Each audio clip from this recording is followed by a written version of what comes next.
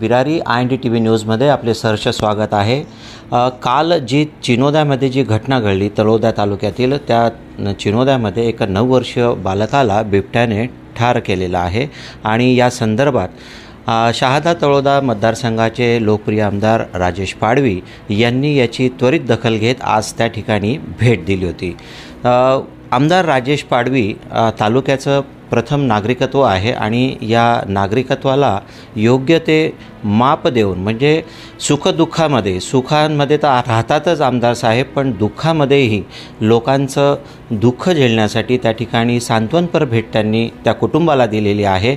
आणि असं ह्याच घटनेत नाही तर प्रत्येक वेळेस ज्या वेळेस अशा प्रकारच्या बातम्या प्रसिद्ध होतात किंवा आमदार साहेबांना ह्या गोष्टी जेव्हा कळतात त्यावेळेस आमदार साहेब स्वतः त्या ठिकाणी जाऊन शासनाकडनं जर मदत असेल तर ती शासनाकडनं पूर्ण मदत देण्याचा प्रयत्न या ठिकाणी केला जातो आणि नाही जर शासनाकडनं शक्य झालं तर स्वतः आपल्यामार्फत त्या कुटुंबाला आधार दिला जातो।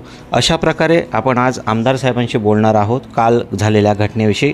साहेब काय सांगाल, काल आपण त्या ठिकाणी जाऊन आला? बरोबर, काल चिनोदा येथे एक दुर्दैवी घटना घडली ज्याच्यामध्ये एक वयस्कर व्यक्ती ते त्यांच्या नातवासह, म्हणजे कार्तिक राजेश पाडवी ह्या 9 वर्षाच्या बालकासह ते शेतामध्ये त्या ठिकाणी चारा कापायला गेले। त्या ठिकाणी बिबट्याने त्या मुलावरती हल्ला केला, त्यात त्यांचा दुर्दैवी मृत्यू झाला। तर त्यानंतर त्या ठिकाणी आम्ही शासनातर्फे जे काय पोलीस यंत्रणा आणि फॉरेस्ट विभाग असेल, तहसीलदार साहेब असेल यांनी घटनास्थळी जाऊन त्या ठिकाणी त्या मृतदेहाचा पंचनामा वगैरे करून आम्ही त्यांचे मृतदेह त्यांच्या ताब्यात दिला। आणि त्यानंतर माझ्या भेटीमध्ये त्यांना मी आश्वस्त केलं की शासनातर्फे आम्ही मदत तुम्हाला जाहीर करतो आहे आणि त्या मदतीमध्ये 25 लाख रुपये असतील, त्यात 10 लाख रुपये ताबडतोब त्यांना बँकेतून आम्ही विड्रॉ करण्याचे हे प्रोव्हिजन असेल आणि दुसरे 15 लाख जे आहे त्याच्यामध्ये 10 लाख एक 5 वर्ष फिक्स डिपॉझिटमध्ये असतील, दुसरे 5 लाख 10 वर्ष फिक्स डिपॉझिटमध्ये असतील, त्याचं त्यांना महिन्याला व्याज मिळत जाईल।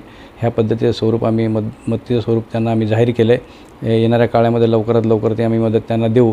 त्या ठिकाणी भेट दिल्यानंतर त्या भागामध्ये भीतीचं वातावरण आहे, म्हणून त्या ठिकाणी मी फॉरेस्टच्या अधिकाऱ्यांना, इथल्या DFOंना देखील त्या ठिकाणी बोलवून घेतलं आणि त्यांना सांगितलं की जोपर्यंत तो बिबट्या पकडला जात नाही तोपर्यंत शेतकरी असतील, त्या भागात वावरणारे लोक असतील, त्यांना ते धोका आहे त्या ठिकाणी, म्हणून ताबडतोब रेस्क्यू टीम हायर करा। आम्ही एक नंदुरबारची जे मानव वन्यजाती प्राणींचे जे काही काम करतात ते लोक, त्यांना देखील आम्ही पाचारण करतो आहे।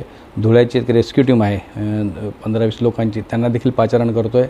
लवकरात लवकर आम्ही त्या बिबट्याला पकडून त्या ठिकाणी ती व्यवस्था करू ह्या पद्धतीने। आणि आम्ही उद्याच त्या मुलाचं त्या ठिकाणी जो काही आमचा धार्मिक विधी असतो तो करण्याचं ठरवलेलं आहे। त्याच्यामध्ये ते गरीब व्यक्ती असल्याने माझ्यातर्फे मी त्यांना उद्याचं जे काही उत्तरकारी असेल ते माझ्या खर्चाने मी त्यांना करायचं आश्वस्त केलं आहे आणि ती व्यवस्था त्यांना करून दिली आहे। उद्या त्या मुलाचं उत्तरकारी आहे, येणाऱ्या काळामध्ये लवकरात लवकर ती मदत आम्ही त्यांना मिळवून देतो आहे।